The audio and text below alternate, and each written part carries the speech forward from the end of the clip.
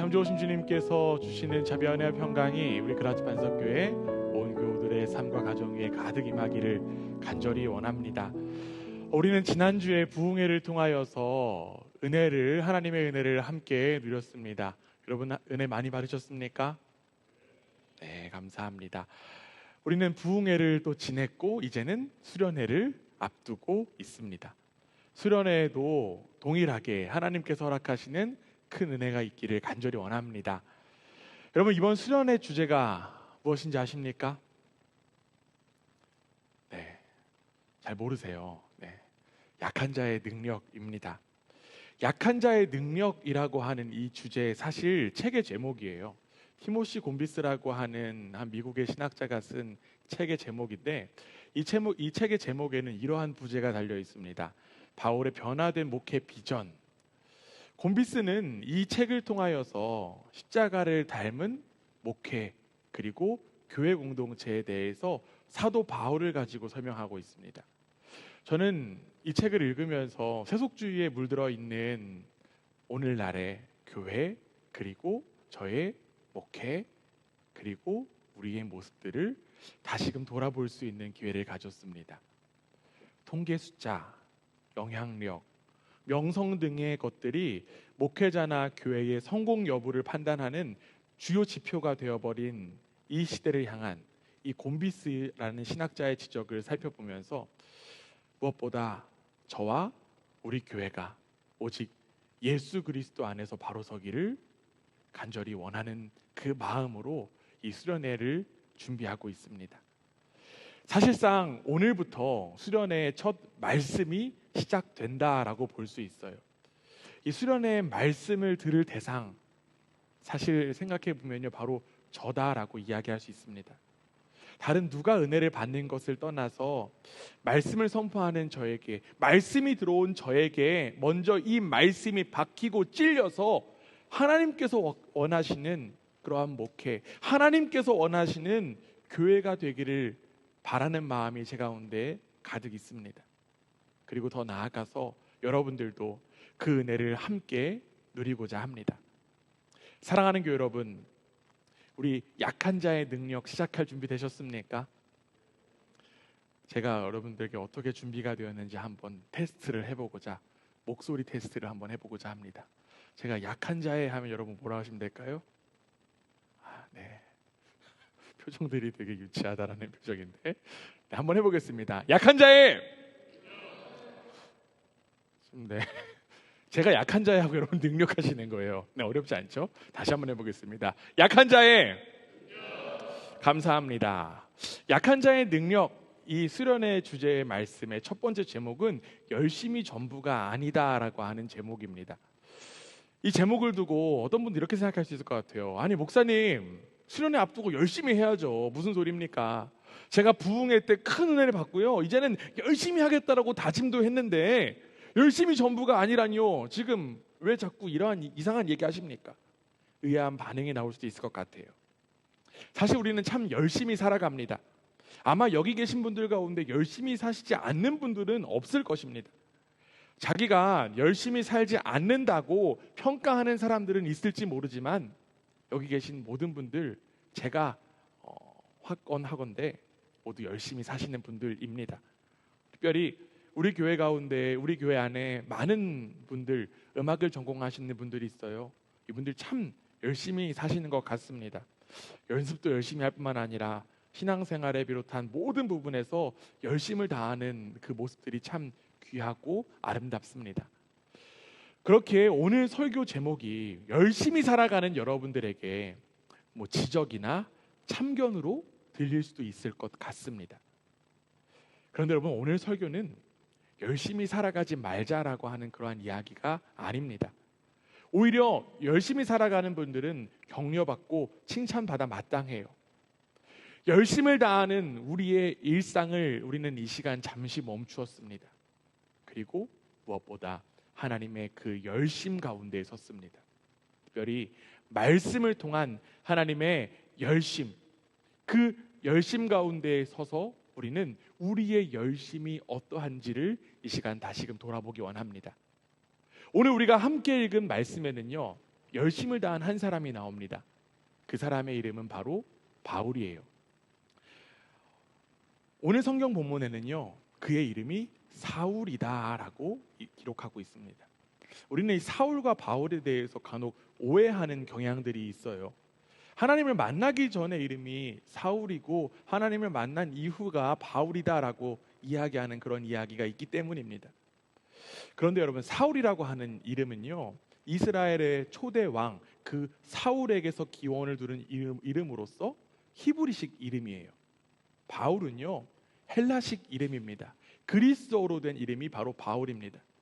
그래서 사울은 히브리식 이름이고 바울은 그리스식 이름이다라고 해서 한 사람을 일컫는 그냥 똑같은 의미다라고 이야기할 수 있습니다. 앞서 이야기한 것처럼 바울은 히브리 사람이었어요. 히브리 사람은 바울은요, 하나님을 누구보다 열심히 믿고 있었습니다. 우리가 지난주에 살펴봤듯이 이 히브리 사람, 유대인들이 강력하게 믿어야 하는 바가 있습니다. 여러분 혹시 기억하십니까?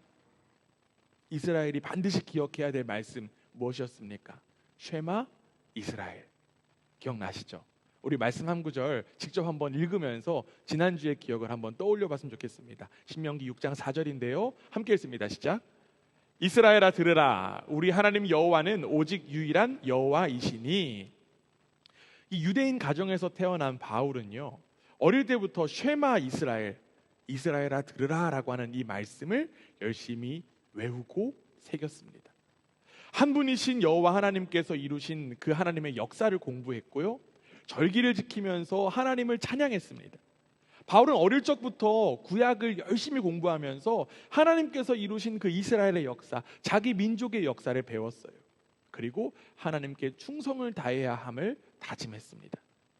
이후 바울은요, 자기 자신을 향하여서 이렇게 소개합니다. 말씀 찾아보면요, 빌립보서 3장 5절에 이렇게 되어 있습니다. 우리 앞에 화면 보고 한 목소리로 함께 읽습니다. 함께 읽습니다. 시작.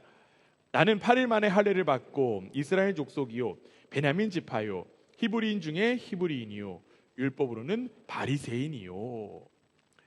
바울은 자신을 가리켜서 나는 히브리인 중에 히브리인입니다. 그리고 히브리인 가운데 바리새파 사람입니다 라고 이야기했습니다. 여러분, 바리새인, 바리새파라고 하는 이름에 대해서 많이 들어보셨을 것입니다. 이 바리새인이라고 하는 이 지표는 사도 바울의 굉장한 자신 정체성이었습니다. 바리새인, 우리가 잘 알고 있고 많이 들어봤던 바리새인은 어떤 사람들일까요? 이 바리새인들은요, 분리된 자들이다라고 하는 뜻입니다. 이 분리된 자들이라고 하는 의미를 가진 이 바리새인들은 율법의 가르침을, 특별히 구약에 담겨져 있는 그 토라의 가르침을 문자적으로 준수하는데 열심을 다했던 사람들이었어요. 그들은 성경대로 살아가는 사람들이었습니다. 누구보다 하나님을 열심히 믿는 사람들이 바로 바리새인들이었어요. 당시 바리새파는요, 이제 그 당시에는 세 개의 파가 있었다라고 합니다. 바리새파가 있었고요, 에세네파가 있었고, 사두개파가 있었어요. 이 세 지파 가운데, 세 당파 가운데 하나가 바로 바리새파였는데, 특별히 사두개파 사람들은 부활을 믿지 않았대요. 그런데 바리새파 사람들, 이 바리새인들은 부활을 전적으로 믿었습니다. 그들은 부활을 그냥 믿는 정도가 아니었어요. 그들은 모든 활동의 목적이 바로 부활에 있었습니다. 그래서 하루 종일 이 바리새파 사람들은요, 부활을 위해서 기도했습니다. 그리고 부활을 실현하기 위해서 열심을 다했어요. 왜냐하면 이 바리새파에게는 부활은 하나님의 목적이 실현되고 하나님의 백성에 대한 하나님의 그 모든 약속이 성취된다라고 믿었기 때문에 그렇습니다. 이 바리새인들은 이스라엘이 다른 문화, 이교도의 문화에 타협하지 않고 신실하게 성경을 준수하는 백성이 될 때 비로소 하나님께서 이스라엘 가운데 부활을 실현하실 것이다라고 하는 사실을 믿었습니다. 즉, 이 이스라엘, 히브리 민족, 유대인들이 하나님께 전적으로 복종할 때 하나님께서 악한 자들을 심판하시고, 특별히 그 당시에 이스라엘이 로마의 지배를 받고 있었는데요, 그 로마인들의 흔적으로 더러워진 이 이스라엘 땅을 정화하시고 나라의 구원을 부으실 것을 믿었습니다. 그래서 바울을 비롯한 이 바리새파 사람들은요, 성경에 충실하는 히브리 민족을 만들기 위해서 열심을 다해 노력했습니다. 이스라엘이 다시 성경 그 율법에 충실한다면 하나님께서 감동하셔서 이스라엘에게 구원을 베푸실 거야. 이스라엘이 다시 정결해진다라고 하면 하나님께서 이스라엘을 구원하실 거야 라고 하는 믿음이 그들 가운데 있었습니다. 이처럼 바울을 비롯한 바리새인들은요, 다른 것에 열심히 있는 것이 아니라 하나님의 구원에 열심히 있었습니다. 어디에 열심히 있었다고요? 하나님의 구원이에요. 이러한 열정적인 확신으로 인하여서 바울은 하나님께서 이스라엘을 구원하시도록 움직이게 하기 위해서 열심을 다해서 매일같이 노력했습니다. 여러분, 하나님의 구원을 위해서 열심을 다해 노력한 이 모습, 좋은 모습입니까? 안 좋은 모습입니까? 좋은 모습입니까? 안 좋은 모습입니까? 잘 모르겠나요? 하나님의 구원을 위해서 열심을 다한 모습 참 귀하고 아름다운 모습이다라고 이야기할 수도 있을 것 같아요. 참 대단하게 느껴지기도 합니다. 그런데 여러분, 이러한 바리새파 중에 바리새인이었던 이 바울에게는 더욱 특별한 열심이 있었습니다. 오늘 우리가 함께 읽은 성경 본문에 보면요, 바울은 살인의 현장 가운데 있습니다. 사도행전에 나온 살인의 현장, 바로 초대교회 7 집사 가운데 한 명인 스데반이 순교하는 그 자리 가운데 바울이 있었어요. 이 사도 바울은 스데반을 죽이는 일에 주장하고 동의했습니다. 그뿐만이 아니에요. 바울은 예수의 추종자들을 죽이고 핍박하는 일에 열심을 다했습니다. 우리 말씀, 오늘 함께 읽은 말씀 보면요, 사도행전 8장 3절에 이렇게 되어 있습니다. 우리 앞에 화면 보고 함께 한번 읽어봅니다. 함께 읽습니다. 시작. 사울이 교회를 잔멸할새 각 집에 들어가 남녀를 끌어다가 옥에 넘기니라.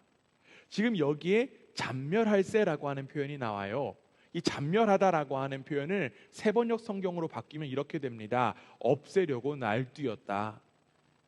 바울은요, 그리스도인을 없애려고 날뛰었습니다. 그는 열심을 다해서 그리스도인들을 핍박했어요. 도대체 바울은 왜 이렇게 그리스도인들을 핍박했던 것일까요? 왜 이렇게까지 그리스도인들을 없애려고 날뛰었던 것일까요? 앞서 이야기한 것처럼 바리새인인 이 바울은요, 구약의 말씀을 너무나도 잘 알고 있었습니다. 구약의 말씀을 너무나도 잘 알고 너무나도 잘 익혔습니다. 바울이 열심히 따르던 그 신명기 말씀에는 이러한 말씀이 있어요. 신명기 21장 22절에서 23절인데요. 어떠한 말씀이 있는지 우리 함께 한번 읽어봅니다. 함께 읽습니다. 시작. 사람이 만일 죽을 죄를 범함으로 내가 그를 죽여 나무 위에 달거든 그 시체를 나무 위에 밤새도록 두지 말고 그날에 장사하여 내 하나님 여호와께서 내게 기업으로 주시는 땅을 더럽히지 말라. 나무에 달린 자는 하나님께 저주를 받았음이니라. 지금 신명기 말씀에 뭐라고 되어 있냐면 나무에 달린 자는 하나님께 뭘 받았대요? 저주를 받았다라고 합니다.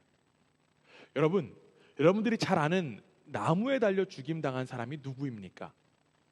예수님이에요.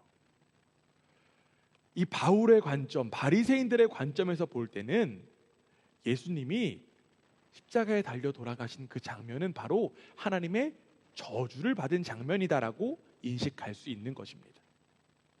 바울을 비롯한 이 바리새파 사람들은요, 예수님이 거짓 메시아다라고 생각했습니다. 하나님의 저주를 받은 사람이 어떻게 메시아야? 저 사람은 거짓이야. 그리고 그 거짓 메시아 예수를 따르는 사람들을 우상 숭배자로 여겼습니다. 그렇다면 여러분, 이스라엘이 전체가 다 정결해져야 되고 이스라엘 전체가 다 성경을 따라야 되는데 이스라엘 백성 가운데 몇 명이 예수를 따르는 그 사람들 때문에 이스라엘이 구원을 못 받는다라고 하면 이 바리새파 사람들은 그들을 어떻게 보겠습니까? 눈의 가시로 여기는 거예요.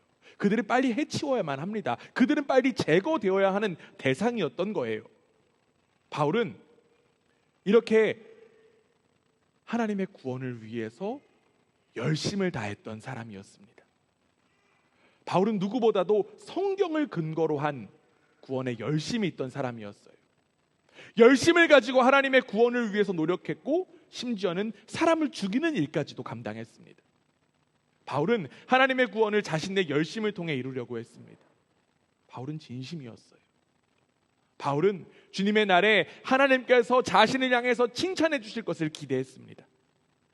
그리고 그 기대는 바로 자신의 육체를 신뢰하는 것에서부터 비롯되었습니다. 우리 말씀 한 구절 찾아볼게요. 빌립보서 3장 4절 말씀 이렇게 되어 있습니다. 함께 읽습니다. 시작. 그러나 나도 육체를 신뢰할 만하며 만일 누구든지 다른 이가 육체를 신뢰할 것이 있는 줄로 생각하면 나는 더욱 그러하리니. 바울이 지금 자신의 육체를 신뢰한다라고 하는 것, 이것은요 자신의 경력, 자신의 커리어를 신뢰한다라고 하는 것과 동일한 의미입니다. 바울은 사람들이 인정하는 경력에 따라, 사람들이 자신을 인정해 준 것에 따라서 하나님도 자신을 인정해 주실 것이라고 믿었어요. 자신이 이 세상 가운데 수많은 업적을 이루면 그 업적을 가지고 사람들이 자신을 인정해 줄 거 아닙니까? 그리고 그 인정을 하나님께서도 해주실 것이라고 그는 믿었던 것입니다. 다른 사람들도 인정할 만한 사람이 되어야 하나님께서도 자신을 인정해 주실 것이라고 기대한 거예요. 그래서 그는 자신의 업적을 쌓기 위해서 열심히 그리스도인들을 핍박하고 죽였던 것입니다. 이 약한 자들의 능력, 약한 자의 능력이라고 하는 책에서 이 곰비스라고 하는 신학자는 이렇게 이야기합니다. 오늘날 목회자의 정체성은 종종 기업 경영자, 즉 결단력 있는 리더십, 행정적 기술, 비전 제시, 이를 완수하는 능력으로 공동체에서 존경받는 사람의 모습으로 비친다. 이런 것들이 목회자들로 하여금 능력 있고 유능하고 성공한 것처럼 보이기 위해 자격 쌓기를 갈망하도록 만들었다. 이 곰비스는요, 사회적 지위를 추구하는 목회자의 모습이 지금 우리가 이야기하고 있는 사도 바울과 별반 다를 바가 없는 모습이다라고 이야기합니다. 이러한 모습이 다른 목회자들에게만 있는 것이 아닙니다. 다른 목회자가 아니라 바로 저에게 있는 모습이에요. 어떻게 하면 유명한 목사가 될까? 어떻게 하면 능력 있는 목회자로 인정받을 수 있을까? 그렇게 하면 사람들이 하나님의 말씀을 더 잘 들을 텐데, 그렇게 하면 사람들이 더욱더 하나님의 말씀을 더 마음 가운데 새길 텐데, 나도 기독교 방송국에 다니는 친구에게 한번 연락해 볼까?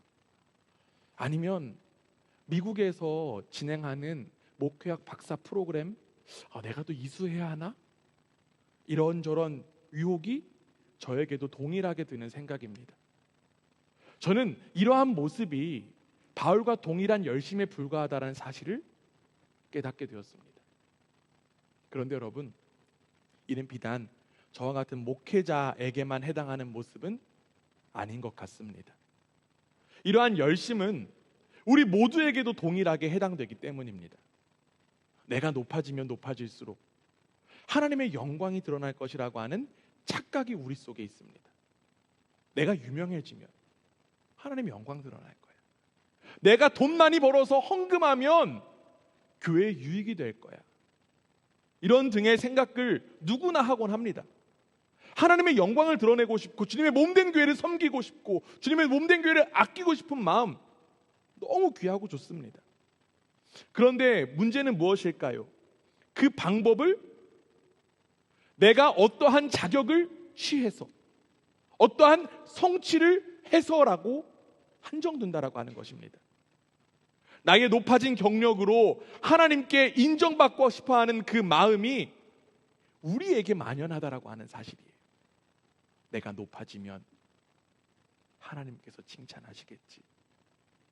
내가 유명해지면 하나님께서 인정하시겠지. 이러한 생각이 우리에게 있다는 것입니다.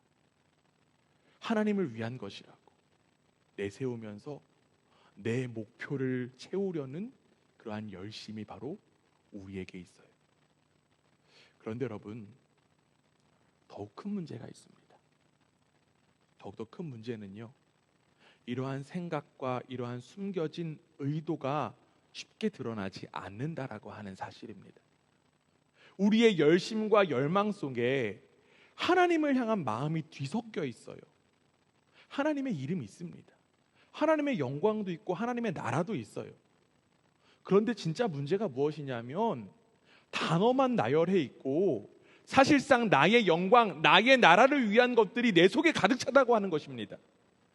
그리고 그 모든 것이 뒤엉켜 있어서 무엇이 잘못된 것인지를 분별하거나 가려내질 못해요. 우리는 예수님께서 바리새인에게 하신 말씀 기억하고 마음 가운데 새길 수 있어야만 합니다. 예수님 바리새인에게 이렇게 말씀하셨어요. 누가복음 11장 39절에 이러한 말씀하셨습니다. 함께 읽습니다. 시작. 주께서 이르시되 너희 바리새인은 지금 잔과 대접 너희 속에는 탐욕과 악독이 가득하도다. 아멘. 예수님은요, 바리새인들이 겉으로는 깨끗할지 모르겠지만 속에는 뭐가 가득하대요? 탐욕, 악독이 가득하다라고 말씀하셨습니다. 예수님은 겉으로는 거룩함이 가득했던 그들의 속마음을 정확히 꿰뚫어 보신 것입니다. 예수님은 마찬가지로 우리의 속마음도 정확히 꿰뚫어 보실 수 있는 분입니다. 우리 뒤엉킨 마음이요, 예수님 앞에서만 진정으로 밝혀질 수 있습니다. 혹여나 하나님을 열심히 믿는 우리의 마음에도 주님께서 그 마음속에 악독과 탐욕이 가득하다라고 말씀하시면 어쩔까요? 하나님의 구원을 위한다라고 하지만 더 높은 사회적 지위와 더 많은 자격을 쌓으려고 하는 그 바울의 열심이 바로 나일 수 있겠다라고 하는 그러한 생각을 우리는 지금 여기서 할 수 있어야만 합니다. 이제 우리는 바울의 모습을 살펴보면서 나에게 그 숨겨진 의도, 숨겨진 욕망을 하나씩 헤아려 보려고 합니다.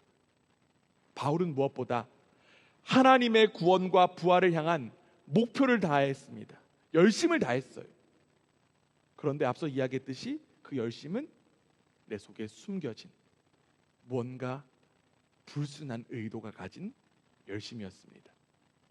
마찬가지로 우리 속에도 열심이 숨겨 있어요. 그렇기 때문에 우리는 오늘 이 바울의 모습들, 특별히 세 가지 모습을 좀 살펴보고자 합니다. 이 세 가지 모습을 통해서 내 속에 숨겨져 있는 그 열심의 종류, 열심의 모양을 한번 살펴보고자 합니다. 여러분들도 이 바울의 이야기를 들으시면서 나에게 있는 그 불순한 열심을 자가 진단해 보시기 바랍니다. 첫 번째 바울의 모습 가운데 하나는요, 바로 경쟁입니다. 함께 따라해 보겠습니다. 경쟁. 바울은 더 높은 사회적 지위를 성취하려고 애를 썼고 더 많은 자격을 쌓으려고 하다가 다른 사람들과 경쟁하게 되었습니다. 바울은요, 갈라디아서에서 이러한 고백을 합니다. 갈라디아서 1장 14절에 이러한 고백이 나와요. 함께 읽습니다. 시작. 내가 내 동족 중 여러 연갑자보다 유대교를 지나치게 믿어 내 조상의 전통에 대하여 더욱 열심히 있었으나, 바울은 자기 자신이 그 이스라엘의 정교를 추구하는 집단의 일원으로서 열심을 다했다라는 그러한 이야기하고 있습니다. 그런데 여러분, 바울의 기준점이 어디였습니까? 그 열심의 기준점이 어디입니까? 바울은 내 동족 중 여러 연갑자보다라고 하는 표현을 사용했습니다. 기준이 다른 사람에게 있었어요. 여기에 나온 연갑자라고 하는 표현, 여러분 잘 쓰지 않는 표현이잖아요. 이 연갑자라고 하는 표현은요, 나이가 같은 또래의 사람을 가리키는 표현입니다. 바울은 동년배들을 앞지르기 위하여 의식적으로 열심을 다했어요. 그의 목표는 하나님의 구원이었지만 안타깝게도 그는 경쟁을 통해 하나님의 구원을 이루지 못했습니다. 많은 사회학자들이요, 이 경쟁이 생존을 위한 인간의 본능이다라고 이야기합니다. 그래서 세상에서 살아남으려면 경쟁은 불가피한 것이야 라고 이야기해요. 그렇기 때문에 우리는 이 세상 가운데 살아남기 위해서 어떻게 합니까? 서로 물어 뜯습니다. 세상은 끝없이 경쟁해서 이기고 그 남은 한 명이 되어야 된다라고 주장합니다. 그래서 우리도 이 세상의 경쟁에 함께 참여하며 물고 뜯는 일에 열심을 다하고 있어요. 심지어는 어떻게까지 경쟁합니까? 하나님의 능력까지 사용해서, 하나님의 능력을 힘입어서 경쟁해서 이기려고까지 합니다. 경쟁에서 이기면 어떠할까요? 하나님이 일하셨어요. 감사하고 좋아하지만 우리가 늘 경쟁에서 이기는 건 아니에요. 경쟁에서 지면 어떠한 마음이 듭니까?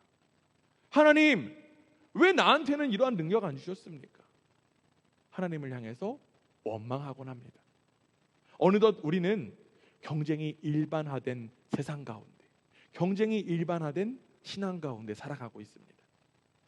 그런데 여러분, 더욱더 큰 문제는요, 하나님을 향한 열심도 경쟁을 한다라고 하는 사실입니다. 교회 내에서도 경쟁이 만연해요. 이 약한 자의 능력이라고 하는 책에서 어떤 이야기를 하냐면요, 목회자들의 경쟁을 이야기합니다. 특별히 이제 대형 교회, 부교역자가 많은 그런 교회 내에서의 경쟁을 이야기하고, 또한 다른 교회와의 경쟁에 대한 이야기를 합니다. 경쟁을 해서 더욱더 발전되면 좋은 것이 아니냐라고 생각할 수도 있지만, 경쟁을 통한 그 결과가 나의 정체성이 아님에도 불구하고 경쟁을 통한 그 승리가 나라고 착각하는 모습이 우리 가운데 있어요. 큰 교회가 작은 교회 앞에서 거만한 모습, 그 모습도 결국 경쟁이라고 하는 사고에서부터 비롯된 것입니다. 교회 안에서도 마찬가지예요. 직분자들끼리 서로 경쟁합니다. 우리 부서, 우리 목장 다른 것보다 더 열심히 모이고 열심히 한다. 내가 저 사람보다 더욱더 많은 봉사하고 헌신한다. 내가 저 사람보다 더욱더 많은 헌금한다 라고 하는 인식들이 교회 내에 있다는 것입니다. 그렇다면 여러분, 성경은 이를 뭐라고 이야기할까요? 성경은 경쟁에 대해서 뭐라고 이야기할까요? 갈라디아서 5장 14절에서 15절 이렇게 되어 있습니다. 우리 함께 읽습니다. 시작. 온 율법은 내 이웃 사랑하기를 내 자신같이 하라 하신 한 말씀에서 이루어졌다니, 만일 서로 물고 먹으면 피차 멸망할까 조심하라. 물고 뜯는 경쟁을 하면 서로 망할 뿐이라고 하는 사실입니다. 세상은 경쟁을 통해 이기려는 욕망, 이 욕망이 본능이라고 이야기하지만, 이는 하나님께서 우리 가운데 허락하신 하나님의 형상의 모습이 아닙니다. 경쟁은 단지 육체의 욕망에 불과하다라고 하는 거예요. 죄인의 모습 가운데 하나가 바로 경쟁입니다. 그런데 안타깝게도 우리는 어느덧 이 경쟁의 가치에 빠져서 하나님을 향한 마음도 경쟁을 하고 있지는 않습니까? 하나님을 믿는데 하나님과는 어울리지 않는 방식으로 하나님을 향해서 열심을 다하는 것입니다. 경쟁이 있어야 결과가 좋다라고 하는 생각, 단지 결과 중심적이고 성과 지향적인 사고에서 비롯된 것입니다. 특별히 예수 그리스도의 생명이 담겨 있는 우리에게 이 경쟁, 물고 뜯는 경쟁 어울리지 않습니다. 이후 부활하신 예수님을 만난 사도 바울은요, 이러한 고백을 하게 됩니다. 고린도후서 10장 12절에 이러한 이야기예요. 우리 함께 한번 읽어보겠습니다. 함께 읽습니다. 시작. 우리는 자기를 칭찬하는 어떤 자와 더불어 감히 비교할 수 없노라. 그러나 그들이 자기로서 자기를 헤아리고 자기로서 자기를 비교하니 지혜가 없도다. 지금 바울은요, 남들과 비교하는 어리석음에 관한 이야기합니다. 그러면서 우리 속에 경쟁심이 있고 경쟁심이 번질 수 있다라고 하는 이야기도 해요. 이후 바울은요, 이뿐만 아니라 여러 편지들을 통하여서 경쟁에 대한 이야기를 전했습니다. 예수 그리스도 안에서 새로워진 바울에게 경쟁이 하나도 의미가 없다라고 하는 사실을 그는 깨달았기 때문에 그렇습니다. 혹여나 우리 속에 있는 경쟁을 향한 열심이 있다라고 하면 이 시간 예수 그리스도 앞에 내려놓게 되기를 간절히 원합니다. 하나님을 통하여서 경쟁을 이기고 싶은 그 열심, 우리 속에 있다라고 하면 이제는 예수 그리스도 앞에서 돌이키기 원합니다. 특별히 우리 그라치 반석교회가 경쟁하지 않는 교회가 되기를 원합니다. 우리 수련회 가서도 경쟁하면 안 돼요.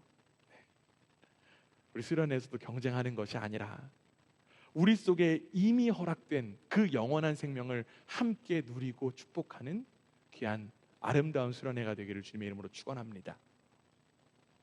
우리 두 번째 바울의 숨겨져 있는 열심의 모습은요, 집단 이기주의입니다.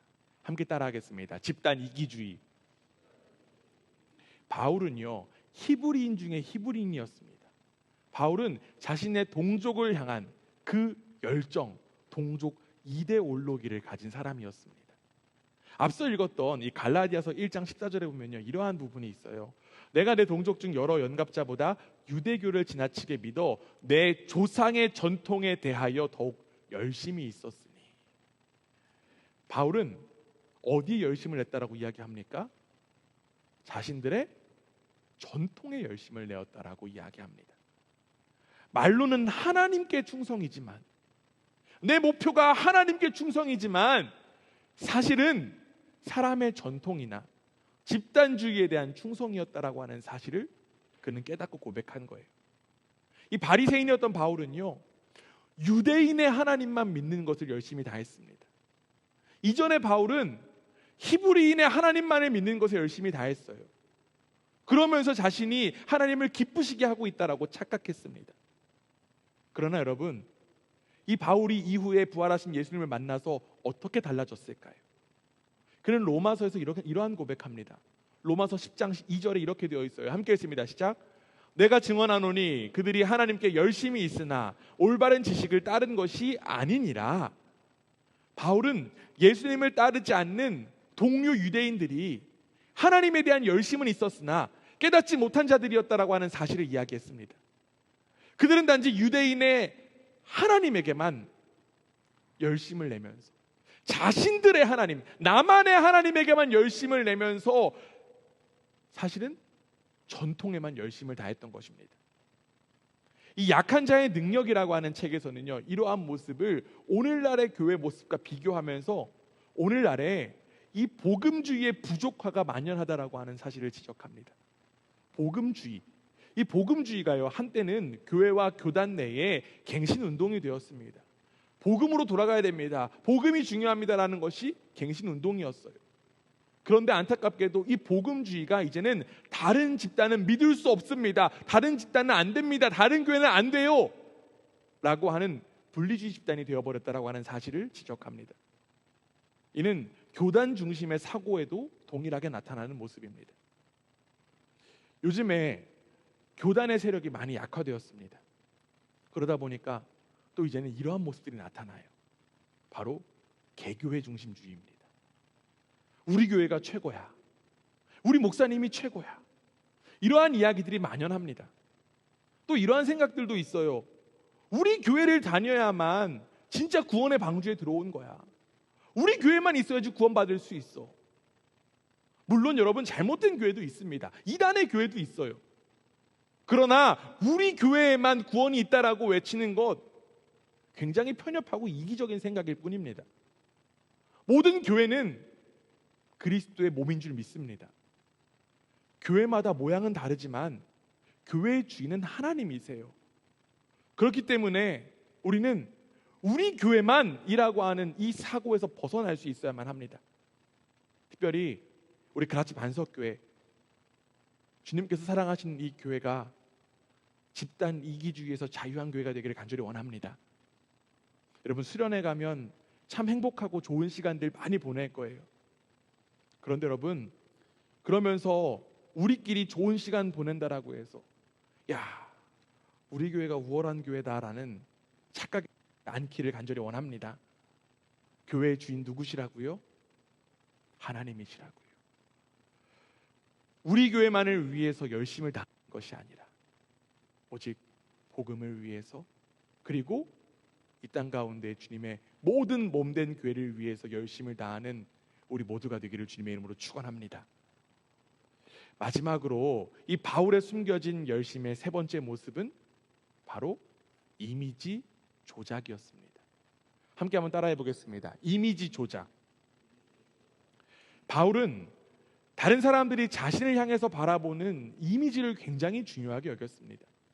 그렇기 때문에 자신이 기다리던 그 주님의 날이 될 때 사람들이 자신을 인정하는 그 이미지로 하나님께서 자신을 인정해 주실 것이라고 기대했어요. 그런데 그의 기대는 헛된 기대였습니다. 바울은 이러한 고백을 합니다. 갈라디아서 1장 10절에 이렇게 되어 있습니다. 함께 했습니다. 시작. 이제 내가 사람들에게 좋게 하랴, 하나님께 좋게 하랴, 사람들에게 기쁨을 구하랴. 내가 지금까지 사람들의 기쁨을 구하였다면 그리스도의 종이 아니니라.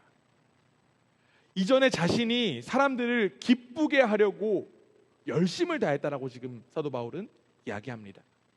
바울은 사람들에게 좋은 이미지로 심겨지는 것을 굉장히 중요하게 여겼어요. 그렇기 때문에 그는 이 좋은 이미지를 위해서 열심을 다했습니다. 그런데 여러분, 우리에게도 이러한 모습이 나타날 때가 참 많은 것 같습니다. 의도적으로 내 신앙이 좋다고 이미지를 조작하는 거예요. 물론 때로는 이 신앙의 순수함과 신앙의 정결함이 드러나야 할 때도 있습니다. 그러나 그런 것들은 자연스럽게 드러나게 됩니다. 여기서 지적하는 것은 이미지 조작이에요. 나는 실제로 그렇지 않으면서 이 보여지고 비춰지는 신앙의 모습으로 내가 아름답게 보이고 싶은 그러한 나의 욕망입니다. 그러다 보니 내가 아닌 남들에게 보여주는 또 다른 자아를 만들곤 합니다. 보여지는 신앙의 모습이 나라고 착각하는 거예요. 특별히 이미지가 중요한 오늘날의 시대에 더욱더 그렇습니다. 얼마 전에 이야기했던 이 SNS를 통해서도 나의 신앙의 열심을 드러내고자 합니다.